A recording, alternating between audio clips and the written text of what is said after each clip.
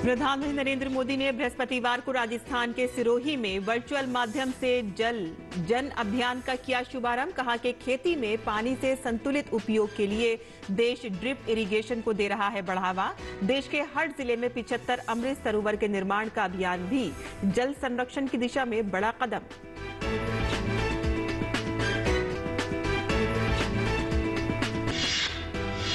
भारतीय कृषि अनुसंधान परिषद यानी ICAR ने दिल्ली में पशुधन नस्ल पंजीकरण प्रमाण पत्र वितरण समारोह का किया आयोजन। केंद्रीय कृषि मंत्री नरेंद्र सिंह तोमर ने कहा कि पशुओं की देसी नस्लें पहचान कर कृषि और पशुपालन क्षेत्र को बनाएं समृद्ध।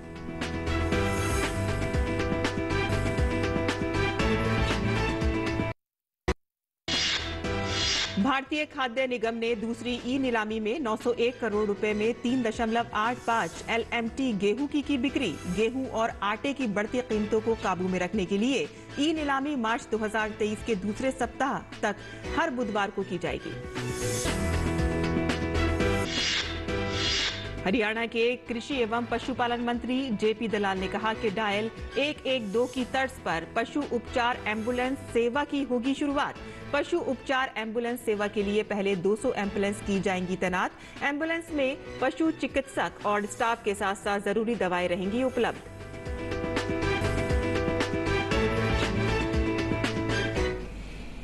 नमस्कार, किसान समाचार में आपका स्वागत है। मैं हूं साइमा खान। अब नजर डाल लेते हैं खबरों पर। विस्तार से नजर। प्रधानमंत्री नरेंद्र मोदी ने बृहस्पतिवार को राजस्थान के सिरोही में वर्चुअल माध्यम से जल जन अभियान का शुभारंभ किया। इस अवसर पर केंद्रीय जल शक्ति मंत्री गजेंद्र सिंह शेखावत, फिल्म अभिनेता नाना पाटेकर और गणमान्य नागरिक उपस्थित रहे।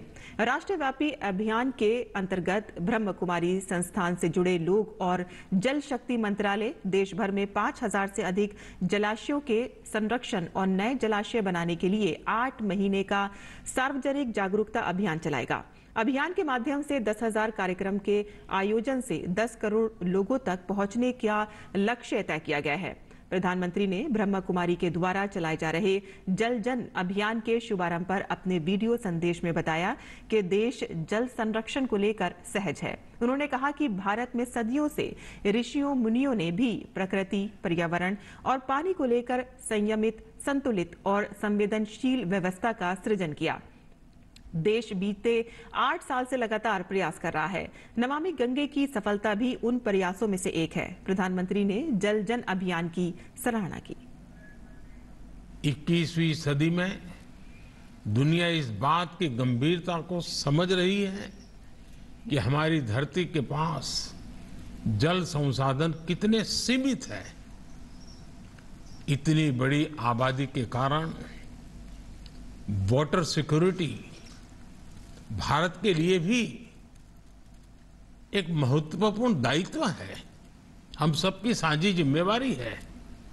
इसलिए आजादी के अमृत काल में आज देश, जैसा हम कहते हैं ना, जल है तो कल है, तो जल को कल के रूप में देख रहा है। जल रहेगा तभी आने वाला कल भी रहेगा और इसके लिए हमें मिलकर आज से ही प्रयास करने होंगे। मुझे संतोष है कि जल संरक्षण के संकल्प को अब देश एक जन आंदोलन के रूप में आगे बढ़ा रहा है। ब्रह्मा कुमारी के इस जल जन अभियान से जन भागीदारी के इन प्रयासों को नई ताकत मिलेगी। पीएम मोदी ने कहा कि खेती में पानी से संतुलित उपयोग के लिए देश ड्रिप इरिगेशन जैसी टेक्निक को बढ़ावा दे रहा है। आप किसानों को इसके ज्यादा से ज्यादा प्रयोग के लिए प्रेरित करें। हमारे देश में जल जैसी जीवन की महत्वपूर्ण व्यवस्था पारंपरिक रूप से महिलाओं के हाथ में रही है। आज देश में जल जीवन मिशन जैसी महत्वपूर्ण योजना का नेतृत्व भी पानी समिति के माध्यम से गांव में हमारी माता बहनें ही कर रही हैं। हमारी ब्रह्मा कुमारी बहनें यही भूमिका देश के साथ साथ वैश्विक स्तर पर भी निभा सकती है।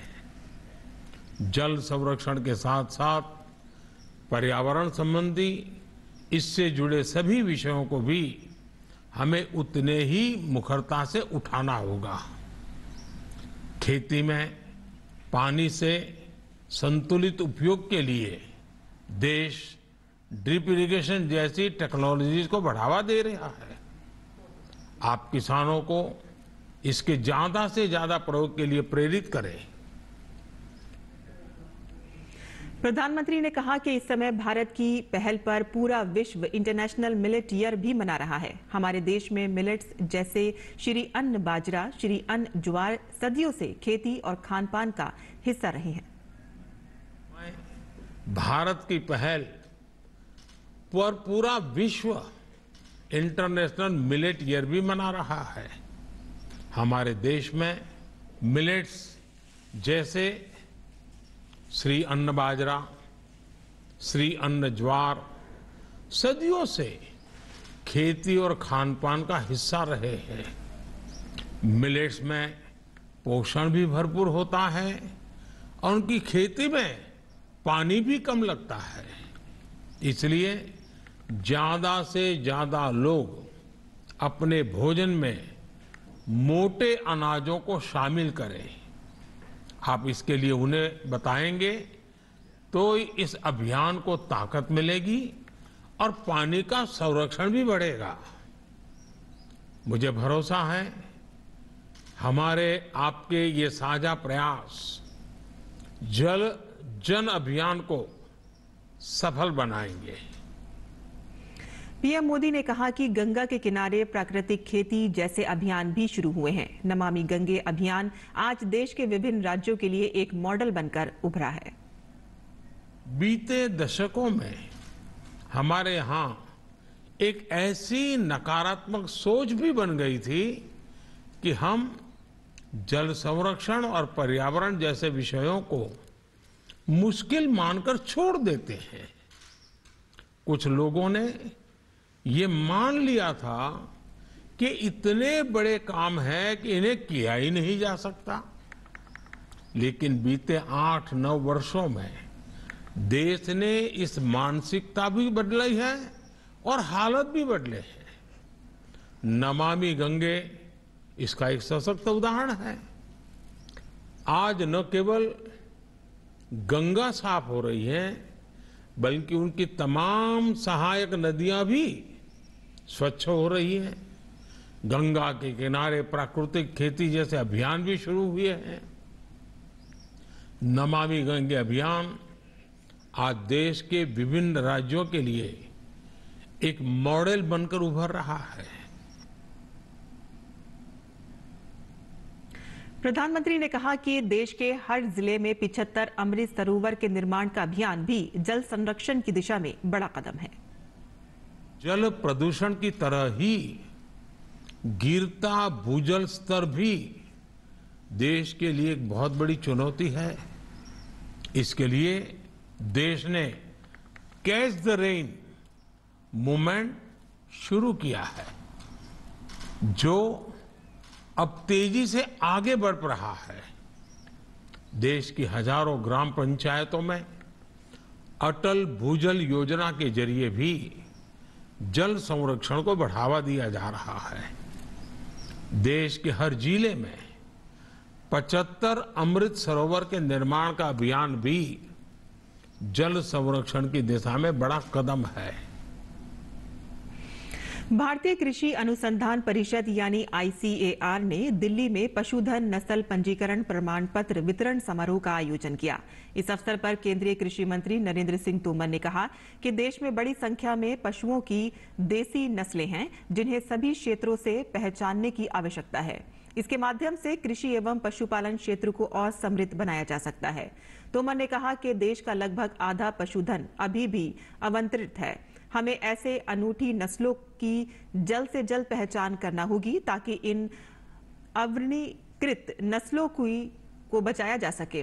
उन्होंने खुशी जताई कि ICAR इस दिशा में काम कर रहा है और देश में ऐसी नस्लों की पहचान के लिए एक विशेष मिशन शुरू किया गया है। इस तरह का कार्य आसान नहीं है और राज्य विश्वविद्यालयों, पशुपालन विभागों, गैर सरकारी संगठनों के सहयोग के बिना इसे पूर्ण नहीं किया जा सकता। ICAR ने इन सभी एजेंसियों के सहयोग से मिशन मोड में देश के सभी पशु आनुवंशिक संसाधनों के प्रलेखन की शुरुआत की है। ये बड़ा समूह देश में देसी पशु आनुवंशिक संसाधनों के दस्तावेजीकरण के मिशन को पूरा करेगा। इस अवसर पर 28 नई पंजीकृत नस्लों के नस्ल पंजीकरण प्रमाण पत्र वितरित किए गए, जिनमें मवेशियों की 10 नस्लें, शूकर की 5, भैंस की 4, श्वान व बकरी की 3-3, गधा, बत्तख व भेड़ के लिए 1-1 तथा पोल्ट्री वंशक्रम के लिए 1 शामिल है। इन देसी नस्लों पर संप्रभुता का दावा करने के लिए डेयर के वर्ष 2019 में राजपत्र में सभी पंजीकृत नस्लों को अधिसूचित करना शुरू किया है। भारतीय खाद्य निगम ने 15 फरवरी 2023 को जो दूसरी ई-नीलामी की थी, उसमें 1060 से अधिक बोलीकर्ताओं ने हिस्सा लिया और 3.85 LMT गेहूं की बिक्री की गई। देखते हैं ये रिपोर्ट। भारतीय खाद्य निगम ने 15 फरवरी 2023 को जो दूसरी ई-नीलामी की थी, उसमें 1060 से अधिक बोलीकर्ताओं ने हिस्सा लिया और 3.85 LMT गेहूं की बिक्री की गई। निगम ने 15.25 LMT गेहूं के भंडारण की नीलामी में पेशकश की थी। दूसरी ई नीलामी में 100 से 499 MT की मात्रा की अधिकतम मांग थी। इसके बाद 500 से 1000 MT मात्रा की मांग दूसरे नंबर पर रही। तीसरे नंबर पर 50 से 100 MT गेहूं की मांग रही। इससे पता चलता है कि नीलामी में छोटे और मंझोले आटा मिल वालों तथा कारोबारियों ने सक्रिय हिस्सा लिया। एक मुश्त 3000 MT की अधिकतम मात्रा के लिए केवल 5 बोलियां ही प्राप्त हुई थी। नीलामी में FCI ने भार आधारित औसत दर 2338.01 रुपये क्विंटल जारी की थी। दूसरी ई नीलामी में FCI ने 901 करोड़ रुपए अर्जित किए। देश में गेहूं और आटे की बढ़ती कीमतों को काबू में रखने के लिए मंत्रियों के समूह द्वारा की जाने वाली सिफारिशों के अनुपालन में FCI ई नीलामी के लिए गेहूं की पेशकश कर रहा है। ई नीलामी के जरिए गेहूं की बिक्री देश भर में मार्च 2023 के दूसरे सप्ताह तक हर बुधवार को की जाएगी। भारत सरकार ने सार्वजनिक क्षेत्र उपक्रमों, सहकारिताओं तथा केंद्रीय भंडार NCCF और नाफेड जैसे संघों के लिए बिना ई नीलामी के 3 LMT गेहूं का आवंटन किया है। पहले रियायतों दरों पर गेहूं 23.50 रुपये प्रति किलोग्राम की दर से उठाया जा सकता था। इसी तरह इस योजना के तहत आटा भी जनता को MSP की दर के मद्देनजर उपलब्ध कराया जाता रहा है, जो 29.50 रुपये प्रति किलोग्राम से अधिक नहीं था। भारत सरकार ने इन दोनों दरों में संशोधन कर दिया है, जिसके अनुसार गेहूं 21.50 रुपये प्रति किलोग्राम और आटा MSP की दर से ऐसे भंडारण से उठाया जा सकता है जिसकी कीमत 27.50 रुपये प्रति किलोग्राम से अधिक नहीं होगी। भारतीय राष्ट्रीय सहकारी उपभोक्ता महासंघ लिमिटेड यानी NCCF को उपरोक्त योजना के तहत 8 राज्यों में 68,000 MT गेहूं उठाने की अनुमति दी गई है। इस योजना के तहत नाफेड को 0.1 LMT गेहूं का आवंटन और केंद्रीय भंडार को 1.32 LMT गेहूं का आवंटन किया गया है, ताकि देश भर में आटे की कीमत को नीचे लाया जाए। FCI से भंडारण उठाने के बाद आटे की बिक्री इन्हीं सहकारिताओं द्वारा संचालित की जा रही है। ब्यूरो रिपोर्ट, DD किसान। वहीं हरियाणा के कृषि एवं पशुपालन मंत्री JP दलाल ने कहा कि सरकार ने कृषि के साथ साथ बागवानी और पशुपालन व्यवसाय को जोखिम फ्री करने, किसानों की आय बढ़ाने और खुशहाली के लिए अनेक योजनाएं लागू की हैं। कृषि मंत्री ने कहा कि सरकार किसान हितैषी है। सरकार ने किसानों के हितों के लिए बिजली और नहरी पानी जैसी सुविधाओं को पहले से अधिक बढ़ाया है। जेबी दलाल ने कहा कि प्रदेश की डायल 112 योजना की तर्ज पर जल्द ही पशु उपचार एम्बुलेंस सेवा आरंभ की जाएगी। उन्होंने कहा कि पशु उपचार एम्बुलेंस सेवा के लिए शुरुआत में 200 एम्बुलेंस तैनात की जाएंगी, जिनमें पशु चिकित्सक व स्टाफ के साथ साथ जरूरी दवाएं भी उपलब्ध रहेंगी। उन्होंने कहा कि पशुपालक द्वारा हेल्पलाइन नंबर पर उपचार एम्बुलेंस सेवा की मांग करने पर उसके नजदीकी स्थान की एम्बुलेंस को मैसेज भेजा जाएगा। इस योजना के तहत पशुपालक तक एम्बुलेंस के पहुंचने में लगने वाले समय, उपचार गुणवत्ता तथा पशुपालक की फीडबैक की मॉनिटरिंग भी की जाएगी। कृषि मंत्री ने किसानों से आह्वान किया है कि वे परंपरागत खेती के बजाय सब्जी, फल, फूल, बागवानी उत्पादन जैसे व्यवसाय को अपनाएं ताकि उनकी आय में वृद्धि हो सके। उन्होंने कहा कि सेमग्रस्त जलभराव और बंजर भूमि को कृषि योग्य बनाने के लिए 1200 करोड़ रुपए की राशि मंजूर की गई है। मौजूदा वित्तीय वर्ष में 50,000 एकड़ भूमि को कृषि योग्य बनाने के लक्ष्य रखा गया है। उन्होंने कहा कि जिला भिवानी के लिए 50 करोड़ की राशि दी गई है, जिससे जहां भी खेतों में जलभराव और सेम की समस्या बनती है, उसको दूर करके उस भूमि को खेती योग्य बनाया जाए। सरकार ने गन्ने, धान, कपास, गेहूं और सरसों की रेट बताए और किसानों को एमएसपी से भी अधिक भाव मिल रहे हैं।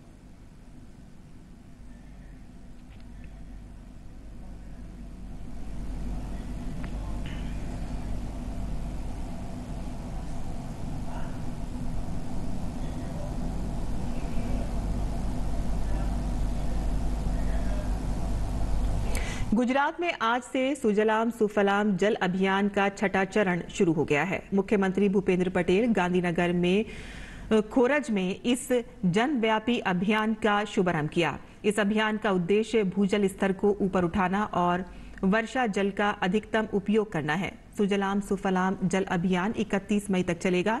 गुजरात में झीलों को गहरा करने, पुराने बांधों और जलाशयों को सूची में शामिल करने, नए बांधों, वन और खेत तालाबों के निर्माण, नहरों की सफाई के लिए विभिन्न विकास कार्य किए जाएंगे।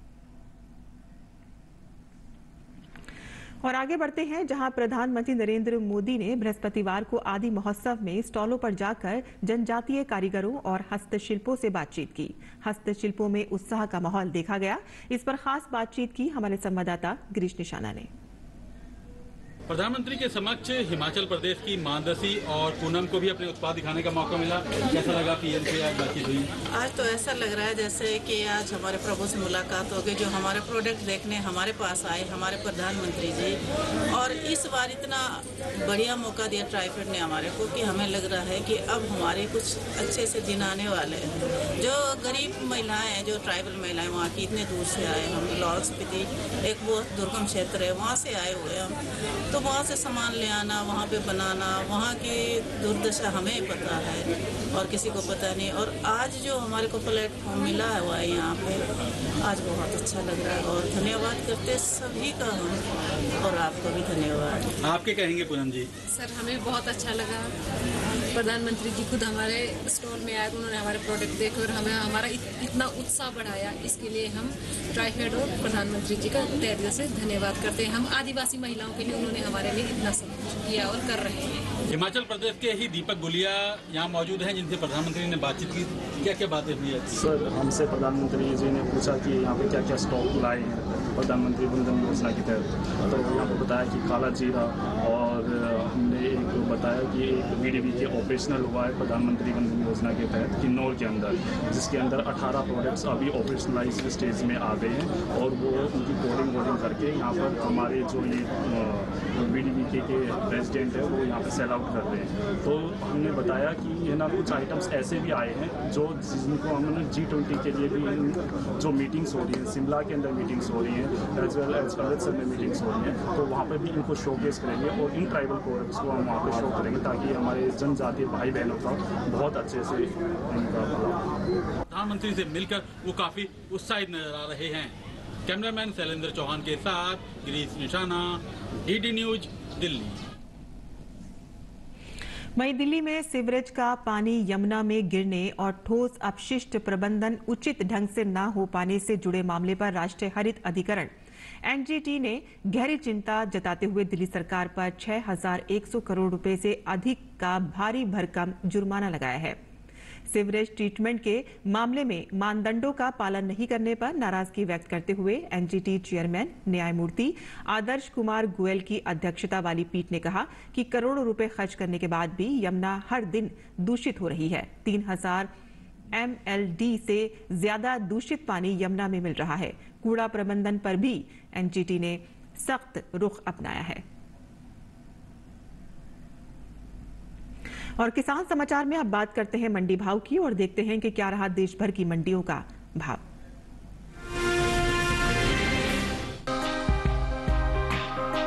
फिलहाल कृषि उपज मंडियों में चने की आवक सामान्य है। गुरुवार को चने का कारोबार सामान्य आवक के साथ हुआ। भाव की बात करें तो ध्रोल और कोटा मंडी में चने के सौदे मजबूती के साथ हुए, जबकि मुंबई और गाजियाबाद मंडी में इस दौरान चने के भाव में कोई बदलाव देखने को नहीं मिला। एगबाक नेट के मुताबिक गुजरात की ध्रोल मंडी में 15 फरवरी को चने का भाव रहा 4,330 रुपए। 16 फरवरी को इसके भाव में 185 रुपए का उछाल आया और भाव हो गया 4,515 रुपए। राजस्थान की कोटा मंडी में भी चने के सौदों में बढ़त के साथ कारोबार हुआ।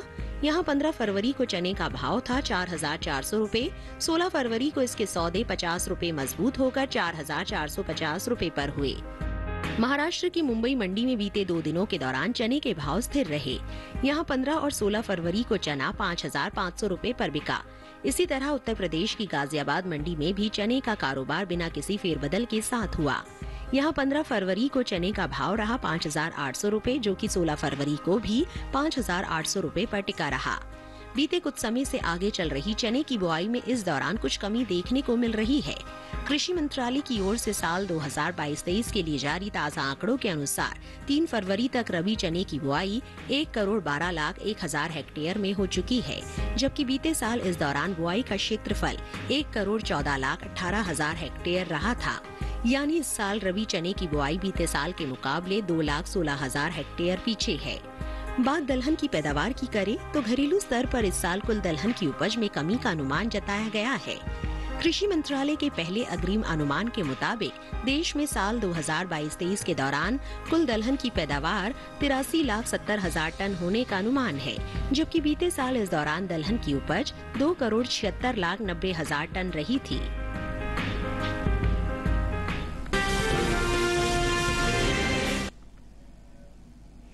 और किसान समाचार में अब बात करते हैं मौसमी खेती की। किसान इस मौसम में कैसे रखें अपनी खेती का ख्याल, आइए देखते हैं।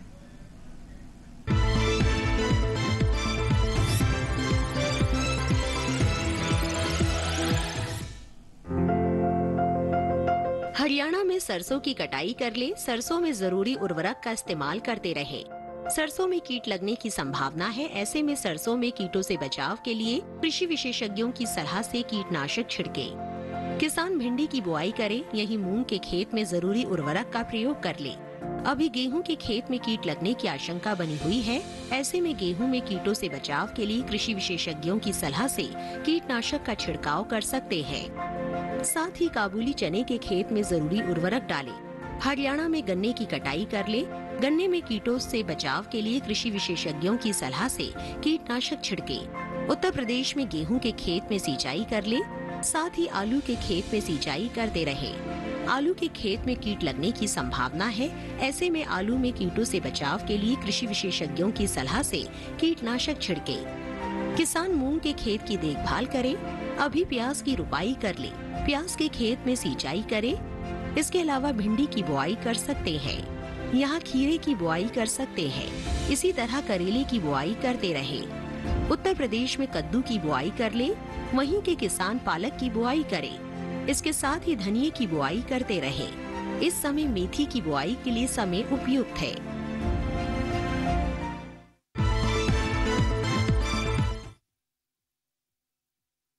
बाद आइए अब नजर डाल लेते हैं कुछ और खास खबरों पर।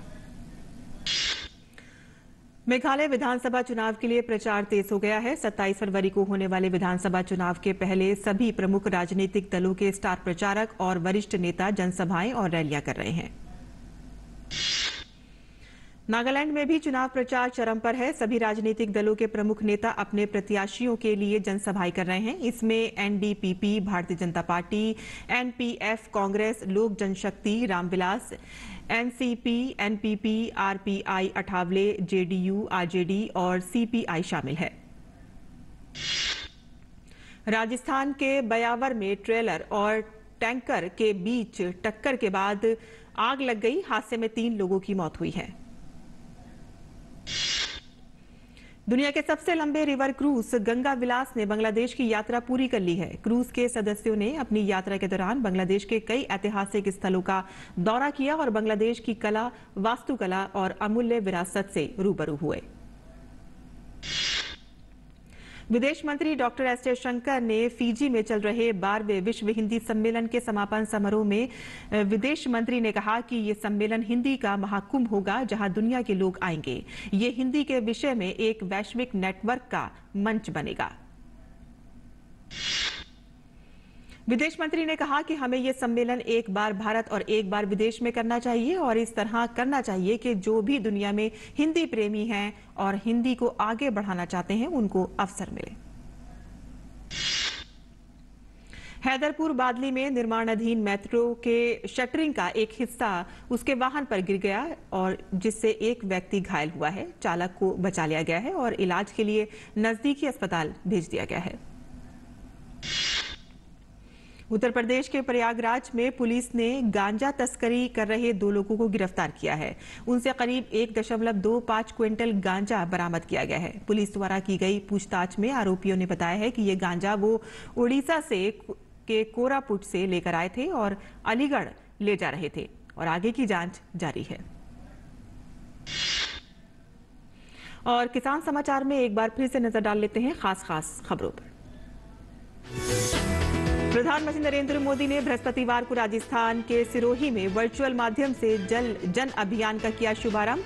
कहा कि खेती में पानी से संतुलित उपयोग के लिए देश ड्रिप इरिगेशन को दे रहा है बढ़ावा। देश के हर जिले में 75 अमृत सरोवर के निर्माण का अभियान भी जल संरक्षण की दिशा में बड़ा कदम। भारतीय कृषि अनुसंधान परिषद यानी ICAR ने दिल्ली में पशुधन नस्ल पंजीकरण प्रमाण पत्र वितरण समारोह का किया आयोजन। केंद्रीय कृषि मंत्री नरेंद्र सिंह तोमर ने कहा कि पशुओं की देसी नस्लें पहचान कर कृषि और पशुपालन क्षेत्र को बनाएं समृद्ध।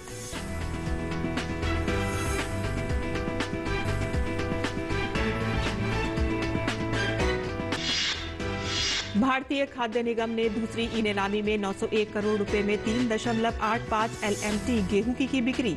गेहूं और आटे की बढ़ती कीमतों को काबू में रखने के लिए ई नीलामी मार्च 2023 के दूसरे सप्ताह तक हर बुधवार को की जाएगी। हरियाणा के कृषि एवं पशुपालन मंत्री जेपी दलाल ने कहा कि डायल 112 की तर्ज पर पशु उपचार एम्बुलेंस सेवा की होगी शुरुआत। पशु उपचार एम्बुलेंस सेवा के लिए पहले 200 एम्बुलेंस की जाएंगी तैनात। एम्बुलेंस में पशु चिकित्सक और स्टाफ के साथ साथ जरूरी दवाएं भी रहेंगी उपलब्ध। किसान समाचार में आज के लिए बस इतना ही। अनुमति दें। नमस्कार।